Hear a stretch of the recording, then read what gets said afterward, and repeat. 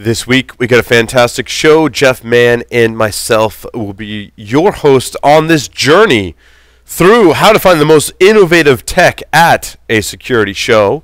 As we've been spending a lot of time at conferences lately, Scarlett Johansson, hacker who gives up WikiLeaks, passed away recently. Alex Stamos, there's a rumor that he might be leaving Facebook. We don't know how true it is or not, but we'll talk about that. The Israeli company that published attacks on AMD, reverse engineering a Cuban sonic weapon.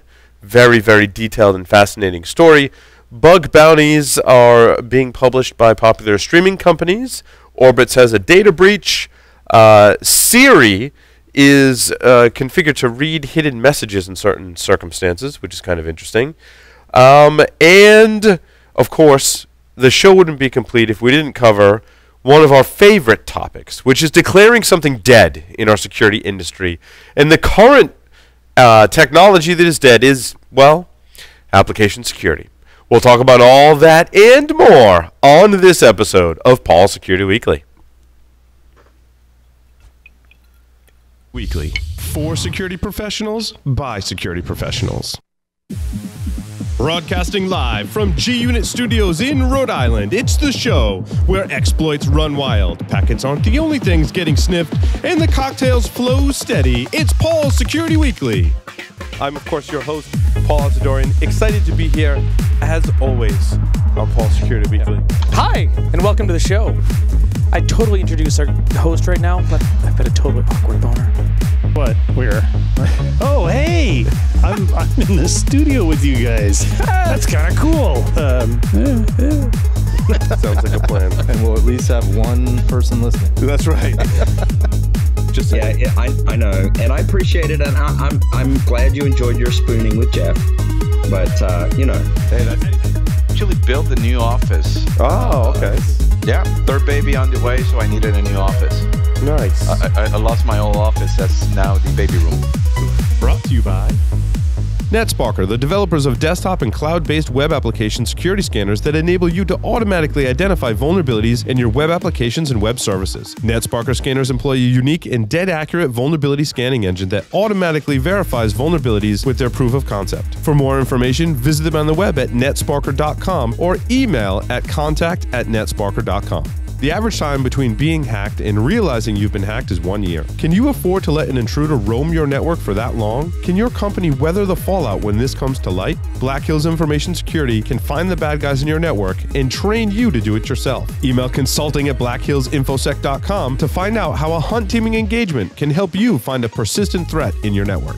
In 2017, an increasing number of companies reported they did not have effective insider threat detection methods. LogRhythm's UEBA solutions enable you to detect and neutralize user-based threats in real time, while built-in scenario and behavior-based analytics empower you to expose insider threats, compromised accounts, and privilege misuse. Visit LogRhythm.com to learn how their UEBA solutions can help you expand visibility and enhance detection capabilities.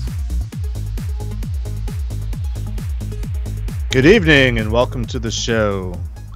I feel like it's Groundhog Day. I am wearing the Nolocon hoodie because Paul, the head of the show, gets to wear the 10-year anniversary hoodie. With that, I'd like to introduce the man wearing the hoodie, Mr. Paul Asadoorian.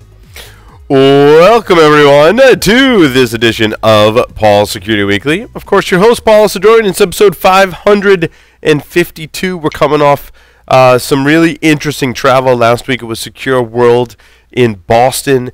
This week, it was InfoSec World. There was weather and all kinds of craziness going on. We still have people trapped in Orlando. I think they're actually happy to be trapped in Orlando. I mean, who doesn't want to be trapped in the warmer weather when you live in Rhode Island? But we did manage to pull a show off for you this evening, despite some of the logistics going on. And I'm, of course, very excited to talk about some of the things that we've learned at conferences. Speaking of conferences, Source Boston will be happening in May, actually. I have the dates right here for you. May 9th through the 10th. You can go to sourceconference.com and register using the code SW75WMKW and get a $75 off discount at sourceconference.com. That's for the Boston Source Conference. Social Engineering Rhode Island, se-ri.org to register. Patrick Lafferty will be joining us. Actually already joined us for an interview. If you missed it, that was last week. Make sure you check that out and make sure you go register and get your ticket. On the lines via Skype, of course, is the man, the myth, the legend, Mr. Jeff Mann. Jeff, it's nice to have you here this evening. It is great to be here, Paul, and I'm glad that somebody made it back to do a show this week. Yes. It's a long story how I actually made it back. I'll spare our listeners talking about that. InfoSec World was a great conference, though. I got a chance to catch up with some old friends, Dave Kennedy, Kevin Johnson, and many others were there, and we got to hang out a little bit. My family came out with me to Disney, so kind of limited my conference time, but my family doesn't often come out to the conferences, so it was nice. Yeah, it's a real shame that family got in the way of work. Yeah, right? Yeah, it was a good change of pace, so it was nice. Hey, what are the dates of the Social Engineering Rhode Island Conference? I have no idea. Oh, June 6th. I do know. June 6th at Salve Regina University.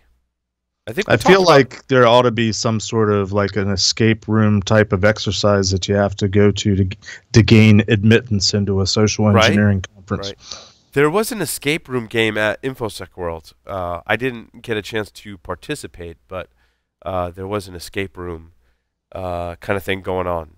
I forget the name of the company that was doing it. I actually didn't get a chance to talk with them.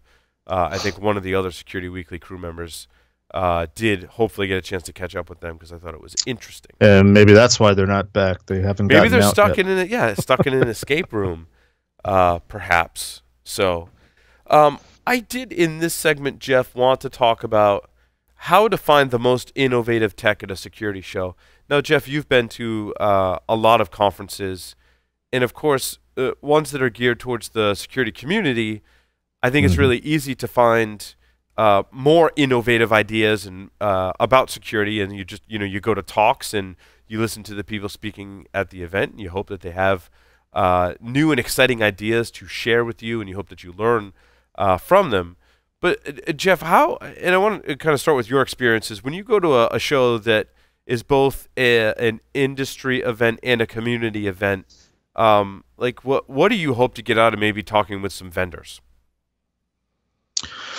That's a great question because I've actually been to a lot of events in the last 6 months or so, kind of representing Security Weekly. So being on the lookout for any cool tech or cool companies that are doing something innovative and different that either might have something for a tech segment for us, or they might be interested, or they might just have somebody that we can interview, or ultimately having somebody that wants to be a sponsor for the show.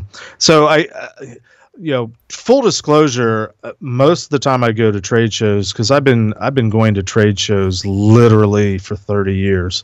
And at some point, probably about 10 years ago, everything started repeating itself, and all the names and logos and everything just seems to blur together.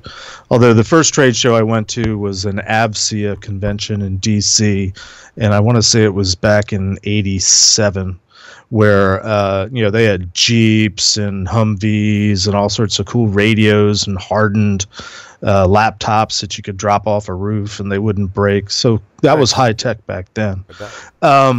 I'm a little bit more discerning, I guess, because I try not to seek out the tech. I try to find something that's a little bit different and maybe a little bit sort of off the beaten path. There's a lot of usually you pick up when you walk the trade show floor, you usually pick up, especially the big ones like RSA and Black Hat. Somehow magically there seems to be a theme that everybody's kind of picked up on. There's the buzzword of the year or whatever's the hottest kind of trends in technology. I steer towards the things that are a little bit more one-off, maybe the smaller on the fringe, because I figure all the big big booths are getting enough attention anyway. So if there's anybody that's doing anything that's crypto related, I tend to focus on those and try to have a conversation since crypto is in my background. Sure. The last couple years, and maybe this is revealing a mean streak in myself, but I like to, and it's not fair necessarily if it's the salespeople. I saw in your notes you sort of have a strategy based on who you're meeting in the booth. Yeah, and I wanted to frame that. So I know a lot of us in the security community, we go to community events where there really isn't a whole lot of sponsors or industry people there. There are, of course, a number of conferences where there's a lot of vendors there. Now, I get it. Like if you're a security researcher or you're an enterprise defender or you're just looking to get into security, going up and talking to the vendors is probably not like really high up on your list of things to do in this industry. You'd much rather be in the talks learning stuff, and I get it. I think a lot of times I would too. However, as my role has kind of taken shape, in the industry today, I want to know what all the vendors are up to for our Enterprise Security Weekly show and our Business Security Weekly show. I want to know what all the vendors do. And so we've kind of taken on an analyst role so we can talk about the companies in our industry and identify ones that are actually solving problems for people, right? So, and as Jeff said, we look for sponsors, we look for interviews, and so we've kind of had to have a strategy around the trade show floor. And what I thought was interesting that I had never really thought about before, right? When I worked for a company and I was in search of security solutions, I walked the trade show floor really with no plan. I just walk up and kind of like talk to people at the booth, and I was either impressed or I wasn't. Over time, I've developed a lot more strategy and thought about it a lot more.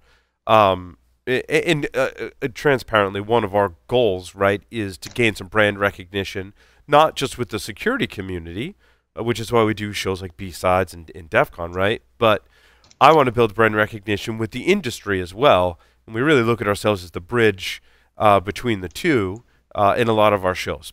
This show, so long story short, I want to focus on if you are at an industry show, how do you find the most innovative tech, right? That's what I feel like our audience is after. You can talk to cool people that are doing cool things in the industry. But what I found is that companies send a very random mixture of people to a very random mixture of shows. And so sometimes you'll walk up to the show floor, and so it happened to me the other day at InfoSec World, and like lo and behold, I'm talking to the CEO of the company, right? And then on the complete flip side, I might be in another show, and I'm talking to like a total security research ninja, like awesome technical person, and then everyone else in between. So it just in and of itself makes it difficult to find some innovative tech at the show. Now, do you find it true, Paul, that and it's probably hit or miss, but in my experience, the larger the booth, the splashier the booth, the more that they've hired, some sort of entertainment act, the less I want to talk to that company, and the less likely you are to find that one person that knows the tech that you can really talk to. Yeah. Do you see that? Absolutely. In fact, it goes in the last part of the segment. One of the things that will really just make me not even go up to the booth is if you've hired booth babes of any kind.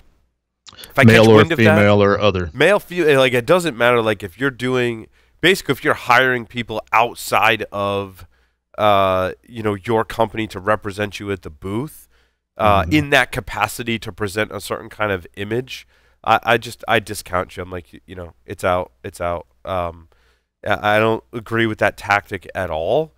And given the various missions you might have visiting a security company at a trade show, it doesn't help any of those. Like whether you want to just know what they're about, you want to learn about their tech, maybe you want to talk to one of their technical people, whatever, that doesn't help. So anyway, most of the time what I've found is that you'll find salespeople are the ones primarily staffing the booths. Now, I really want to collect some statistics from various conferences that have sponsors and talk to them about who they send.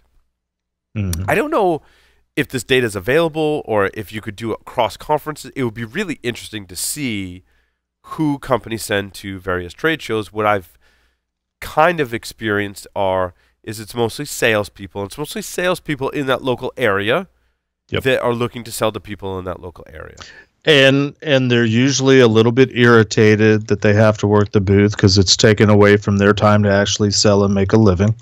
Not always, but I've been to plenty of booths where there's the people manning the booth that are supposedly selling the tech or the company are to put it politely, very disinterested in actually being at the booth. And they're disinterested in what you have to say too, especially if you're not a customer. I'm very transparent. Paul from Security Weekly, I give him the whole spiel, like we're the bridge between industry and community. I want to understand what you do so that I can represent you well to our audience and see where you fit in the industry. And I also, maybe we want to work with you as a sponsor or a partner of ours, to help get your message out there. And I feel like it's like when I'm halfway through that, they've already tuned me out. And not everyone, obviously, but there's a percentage of people that I'm like, whoa, wait, why are you so disinterested in what I'm saying?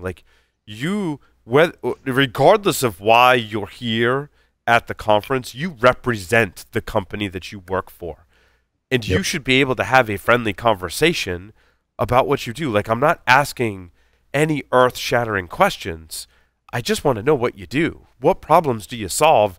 What challenges do you help people with in the industry? Obviously, you're here because you solve some problem or you help people with some kind of challenge in the industry. Right. So I've developed some questions, and these are evolving, but I feel like they've evolved enough where I want to talk about them on the show, that if you're listening to the show and you're going to a trade show this year, when you encounter a salesperson, and I like the shows that do put the title, I like to know who I'm talking to so I can frame the discussion, at least in the early stages. What you'll find is some salespeople, you're like, wow, you're really technical, and you develop. I've encountered people at the booth that were like one woman was in the industry as long as I have been and had worked for some of the very early security companies, and she could hold her own with a ton of different types of conversations about security. That was awesome. So sometimes you do run into those people, which is cool. Other times you run into people that are in sales, and sales is hard, dude. Don't discount those people. But so we've got some questions. If you do encounter salespeople at a booth, don't discount it. Try these questions.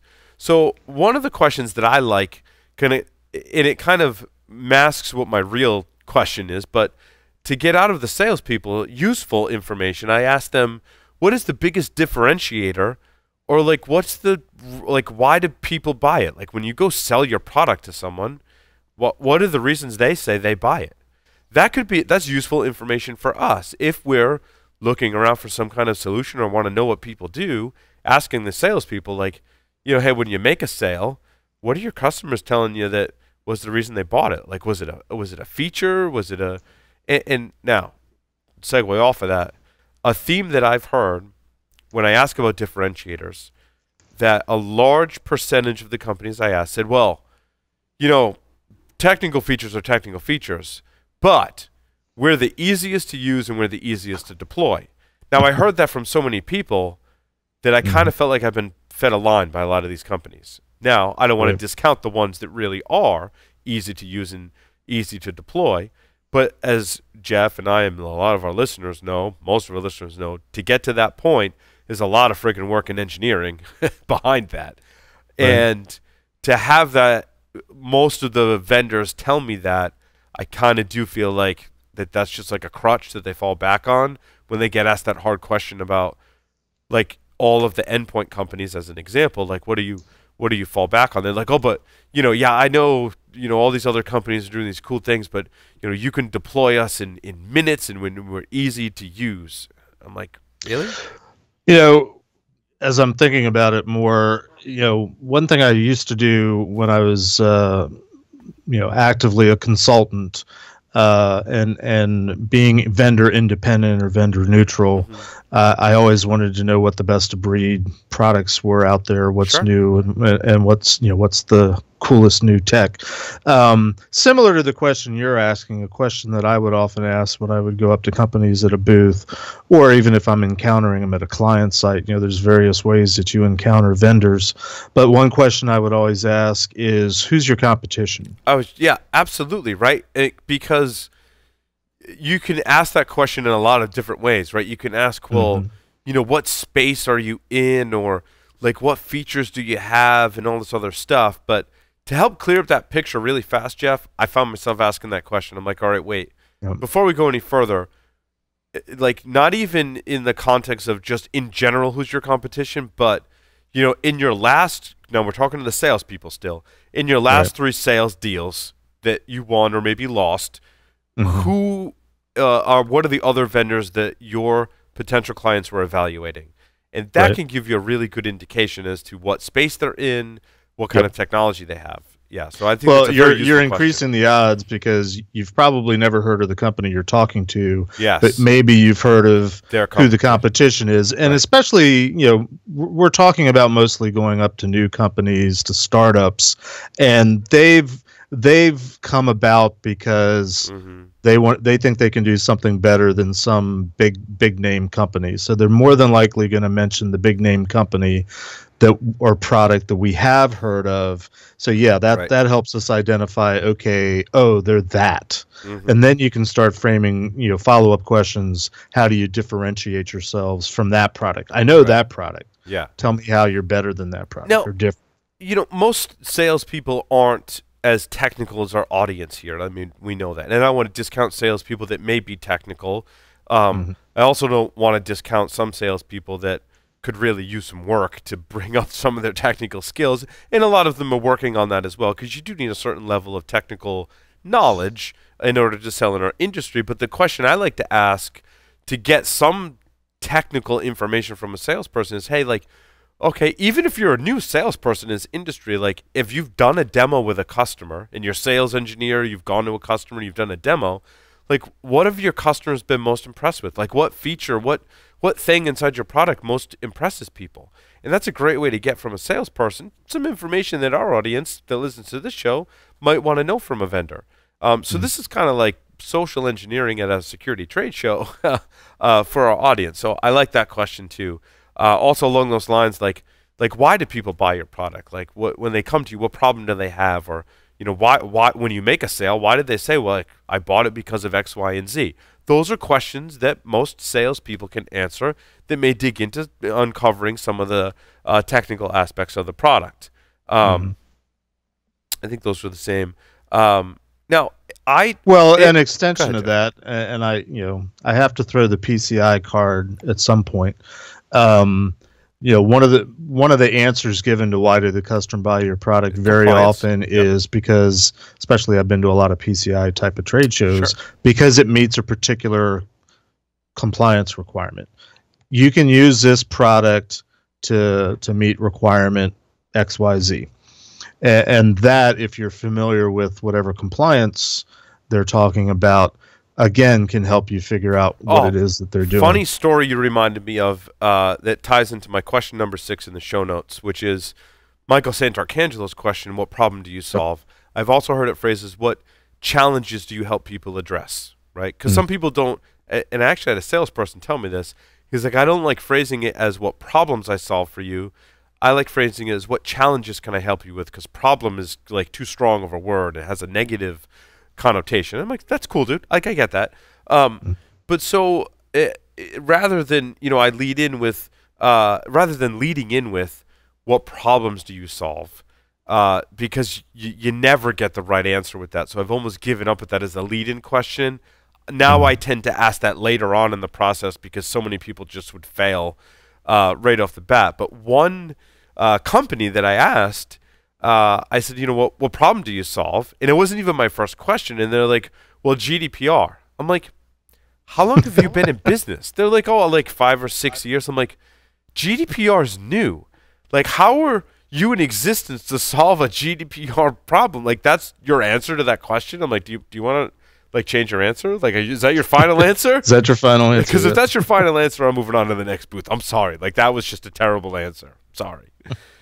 Yeah, so I actually did run into that's a true story. But that's a great example of, and I don't know how we're going to do this episode without bashing salespeople at some point, but salespeople get trained on what are the latest buzzwords, what are the hot topics, what are the hot trends, and if you're lucky, they know how to use that word in a sentence. Right.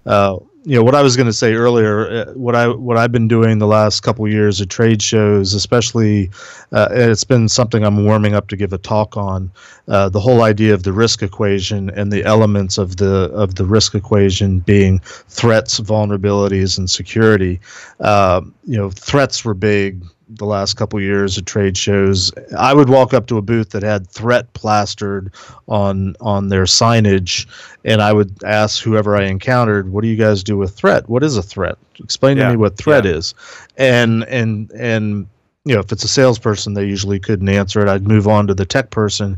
Even they had a hard time defining threat outside of the context of what they're trained to say they do for threat. Sure. Well, we have threat solutions. We do threat intelligence. We do threat this. We do that. Threat that. I'm like, yeah, but what is a threat? Yeah. And how does it fit into the overall equation? Get to that point. You know what's interesting too, Jeff, I get kind of like a little loopy talking to all these vendors at the show.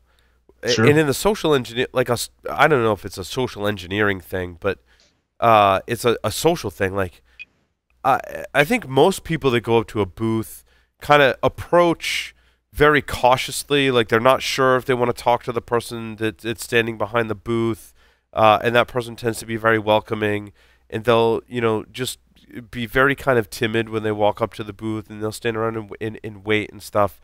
And like when I'm halfway through a show or like day 2 of a show, dude, and I'm like, I walk up to the booth, like I make eye contact with 1 or 2 people, and if they have a chair, because I've been standing for a day or more, I just walk up. I'm like, I'm just gonna sit down right here. Like I'll wait for you to be done. Like we need to talk, but I'm gonna sit down right here. Like the vendors are like sometimes taken back by that. They're like, who is this person who just came up and sat in our booth and like expressed all this interest in talking with us? I'm like, no, I want to talk to you. I want to understand what you do.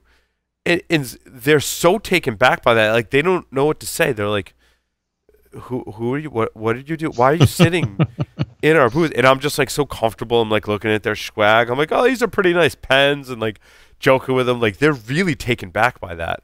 And I guess my advice is like, don't be like whoever comes up to your booth, you gotta deal with it and treat everyone equally. And it was funny. I did that with a large firewall vendor. I won't say who it is, but there was like 5 or 6 of them, and nobody else was in the booth. It was only the people that worked for this company, and I kind of like poked my head in, and I'm like, are you guys having a meeting or something? They're like, no. I'm like, oh, good. I'm going to come in and have a seat. And they were all just kind of looking at me like, is this a trick? Like, what's going on? And after 10 or 15 minutes of talking with them, it was funny. A very nice woman that worked there was like, she's like, have you worked in the industry? I'm like, yeah. I told her all about my background. I've had a technical background in the industry. She's like, oh, okay. And then she was like much more relaxed, and we had a good conversation. So it's been very interesting visiting all of these booths. So you may encounter more technical people. Now, typically the most technical person you're going to get is someone like a sales engineer or an evangelist. You do sometimes get research engineers or developers. That's more rare. But most shows you're going to get an evangelist or a sales engineer. Nothing wrong with that. Technical features are what feature that they like best about their product. So if you're a security evangelist or product evangelist, or you're a sales engineer, I like to ask them, like, what do you like best about your product? And more importantly, what feature in your product do you like that you wish more people knew about? Because I think every evangelist and every sales engineer has those features that they're like, this is so cool, and when I go talk to people about it, no one has any idea that we have this feature, but it's so cool. And that's a great way to understand a lot of different concepts in security, not just about a product or a feature, but more about why the sales engineer thinks that's a cool feature, like because it gives you this really cool piece of information that you really can't get anywhere else. And I think that's so cool. Like that can actually help you learn about security. So I think that's a really good question. And also, if you're going to get a demo, and I get people offer me to do a demo all the time, and I don't always take it. because I'll start talking with them, and they'll start talking about their product, and they're like, "Oh, I can just show you in a demo." I'm like, no, dude. Like, we're still talking. Like, you don't just get to show me the product to answer all my questions. Like, you don't get to rely on that clutch. Like, you have to be able to talk about it. If I've got a specific question or I want to see a specific thing, you can go do a demo to do a specific thing. And I did that. It was a great example of Black Hat with a threat intelligence vendor that did that very well. And I kind of pushed off the demo. I'm like, no. And then when he was talking, I'm like, wait a minute, go back. What is that one thing that you do? And he's like, well, we do X, Y, and Z. I'm like, show me that. And I was like, wow, that's really cool. And that's a strategy that's worked for me as well. Yeah, you remind me of the place where we used to work, and some of the, I'm thinking about all the times that I've been behind the booth, taking it from that perspective. And one of the struggles that a lot of our sales engineers had at our former place of employment was that there were so many layers and features built into certain of our products that they were pushing, that to have that conversation with them, to say, oh, show me that one thing, unless it was in their script, unless they knew about it, it was really hard very often for them to drill down to that exact thing. Right. Some of them did better than others, but as I'm listening to you talk, even just your experience of going in and sitting down, I'm wondering, there's a psychology to some of this that might be in play if that's where you're going, that, how much when you're trying to approach a booth to try to get to the facts and get the real information, are you engaging in some sort of dynamics that you're trying to be disruptive, enter their space, right. break them out of the, they've given the spiel 100 times already that day. And unless you do something dramatically different, they're in a rut and they're just going to be spieling, doing the spiel. And I think I did that almost subconsciously, Jeff, right? Because most people that go up to the booth, like, they really don't want the sales pitch, I feel like, right? Like, most people that go, not most people, but there are people that go through the show floor, and I can't blame them. Like, they're there for the free stuff. Like, I want to take some stuff home for my kids. There's nothing wrong with that. Whatever. Like, you want to bring some free stuff home for your kids. No one's going to fault you for that. I mean, there are people that, like, really work hard to get all the stuff, and even, like, whatever. Like, vendors are giving out free stuff. And so I think that most people that approach the booth, the people at the booth are like, well, these are people that don't really want to be sold, because we're the security community, and I think we're very sensitive to that. So I've taken the opposite approach. I go in and I sit down and I say, yes, I want to hear what you have to say. And that's so disruptive and backwards from all the other people that have gone into their booth that they're taken back by it. And it is very much a psychology thing. So. Well, and I think it's the big booths, the booths that have a lot of money invested in the booth. They have seats. Those are the ones that have seats. Through the presentation to get the T-shirt or get whatever the prize is. I'm not going to sit through the presentation. I don't want your T-shirt. Just as a general rule. But that doesn't mean I'm not going to hover around the edges looking for somebody to talk to. Right. But like you were saying, you wish you had some sort of statistics on some of this stuff. I would love to know what the success rate is for the booths that make you sit through a presentation. Yeah. Having said that, though, when I do go to shows, I do get stuff for my kids and for people here in the office. Now, it serves a couple different purposes. Being that we have shows that are very focused on the security vendor solutions, like Enterprise Security Weekly, I like to have visual reminders of the different vendors in the space. So when I see a pen in the office, or someone throws a squishy ball at my head, I'm like, oh yeah, that was the vendor that did this. So it actually helps, make that association. However, when I go to a booth and I show genuine interest to understand what they do, the vendors are like, take whatever you want. Like, I get my pick, because they know I'm not just a person that's like sneaking, just grabbing their stuff to go resell it somewhere or whatever. You get if you do show genuine interest, the vendors will give you whatever they want, because, I mean, you've heard their pitch now, right? But now you can have that thing and try and make a connection in your brain to what they do with the thing that they gave you and have it be a reminder. That's just one thing that I do. It doesn't always work out. And a lot of it is just, my kids like to have, stuff from the vendors. and I tend not to let them have the like lightsabers that they're gonna beat each other with. And my older son does he's like, Dad, I need. You save those for the studio, right? I do actually keep those in the studio and away from the kids. And my older son now actually wants notebooks and stuff. He's like, I want a new notebook, and so that's pretty cool. So what happens when you come up against an event marketing person? And to no fault of their own, event marketing people have a really hard job, and the level of coordination that goes through pulling off a trade show booth is a ton of work. And they're in event marketing. Their job is to get the event logistics handled so that the company get their message out at the event. However, if you do walk up to a booth and the only person available is, they're like, oh, well, I'm the events marketing person. You can ask them for navigation help. You can say, well, who did you send to the show from your organization? Like, who is staffing your booth? And they may say, well, we've got some salespeople. We've got, and you say, well, have you sent any technical people? And they may be able to answer your question. Say, well, yeah, they're here, but they're giving a talk. Oh, you had someone giving a talk. Like, what were they speaking about? Who was it? That event marketing person is the navigator for you at that booth. They can tell you who's there, who's not. And more importantly, if someone's giving a talk, even what the topic is of the talk they're giving. So don't discount that was if you my talk thought, to that Paul, person. was more than navigation. They know what the schedule is. They Yes. know who the tech people are that are there from the company, and they know where they're going to be and when. And if anybody knows it, they do, and they can tell you, oh, well, he's speaking over here, he's speaking there, Right. but he's going to be at the booth from 2 to 3 o'clock. If you want to hit him at the booth, that's when he's going to be here. Right. So yeah, they're the traffic cops. They know where the people are. Yes.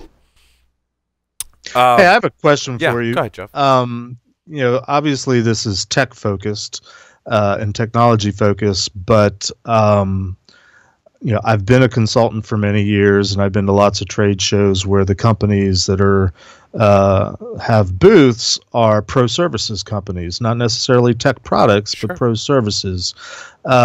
Your thoughts? How does the conversation change? What kind of questions do you want to ask if you're looking for services?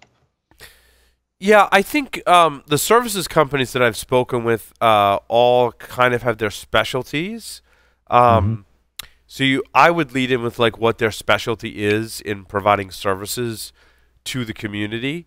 It also, I think, segues very nicely into some of the things that I think are kind of, and I'm trying to be nice about it, but basically they're a waste of our time, right? When we're at a trade show. And I find, to me, a turn off to me at a trade show is when a services company or a reseller or even two vendors are sharing a booth. I don't, it doesn't jive well with me. I want to talk to you, and they're like, oh yeah, we're here with this person. And I'm like, so what do you both do? And why are you here together? You couldn't pull this off on your own. That's, and you sell two different things, but maybe you're partnering together. To me, that's just weird. Who do I talk to first? I don't know. To me, it's just weird when, Checkpoint's here, and there's one person from Checkpoint, just using Checkpoint as an example, but, here's our value-added reseller that's also here staffing the booth. It's well, so who am I talking to you about? Am I talking to you because you want me to buy from a reseller, or do you want to buy from Checkpoint, or how do I figure out what the reseller does versus what Checkpoint? I just think the whole thing is, and there wasn't a knock on Checkpoint. It was just a poor example that I happened to use a specific vendor from the industry. It's not a knock on anyone, but it's sort of a variation on a theme of the using the local salespeople. You're staffing.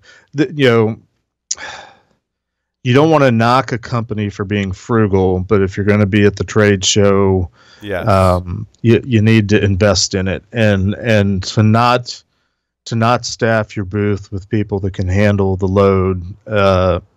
You should rethink whether you should be at that show or not. I agree. Yeah, it's we're a security vendor and we want to support the show, but our reseller in that area is going to be at the show. So we'll just kind of go under their banner. Like, I don't know. Mhm. I think that's weird. And some people may disagree, and that's fine. I think it's weird. I think when I go to a trade show floor, if you're an awesome reseller or an awesome services company, I want to talk to you. And if you're a security vendor, I want to talk to you. And those are two different conversations for me. Anyway, I also find the printed materials that they hand you are completely useless, at least on the trade show floor. I don't want to, if I wanted to read something about your company, I would go online before the show and I would read something about your company. I would read your white papers. I would read your data sheets. I would read your marketing materials. I do that today. I can read. I can use the internet. That's fine. If I walk up to your booth and I ask what you do and you hand me a piece of paper, I'm going to politely hand that back to you and move on to the next one. That is not why I'm there. The whole reason I'm there is there's an actual person or more from that company that I can have a conversation with about what problems and challenges you solve for people. That is the value to me. If you diminish that value by handing me something to read, I don't want anything to do with it, and I think we need to get away from that. Are you speaking about all types of printed material, or more the white paper, more, for lack of a better term, the more heavily marketing fluff types of things? Like, I think of just simply a product brochure, maybe a tech spec, even a pricing sheet, something like that. Might be something that I grab and look at later. Very few exceptions to this rule of printed material, and it depends on how they set it up. I can tell you, if everyone did their printed materials like this next example, I would welcome it with open arms.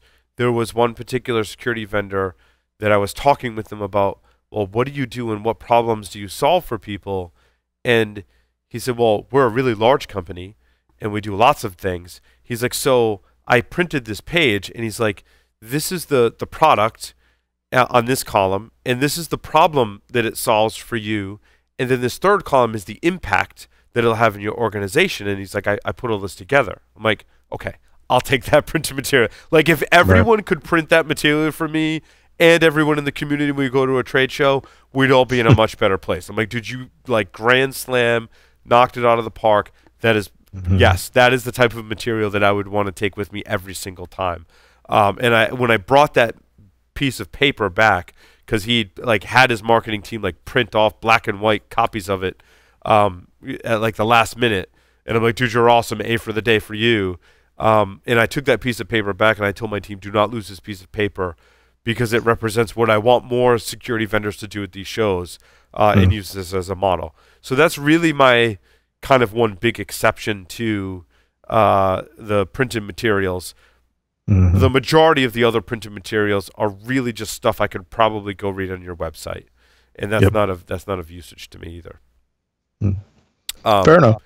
And you mentioned this too, Jeff, the signage, and if you have a TV monitor and it's just looping a message, even some of the demos and stuff, that's really not useful to me. And a lot of times I look at what's printed on the signage.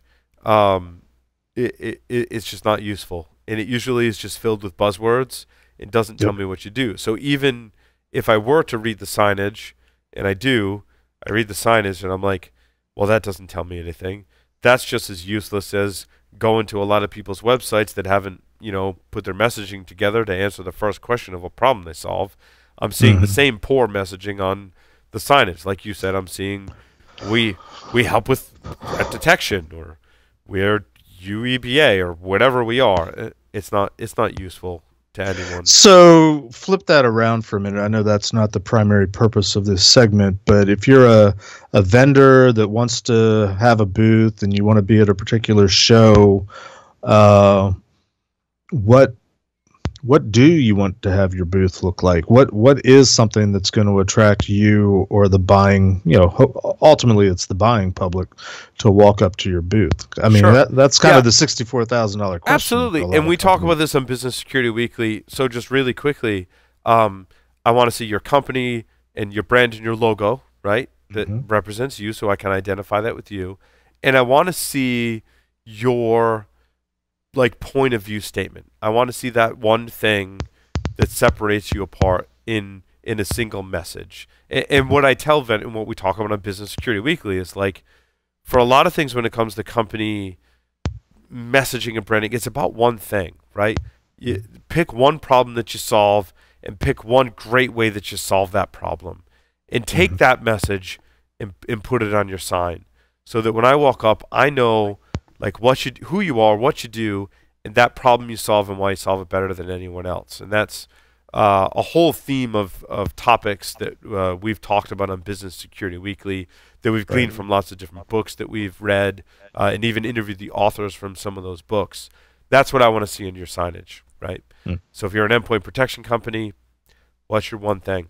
You know, and that's the question I ask, because there's so many people obviously in endpoint protection. That's what I ask. And I'll kind of start with like what you do, and I'm like, oh, all right.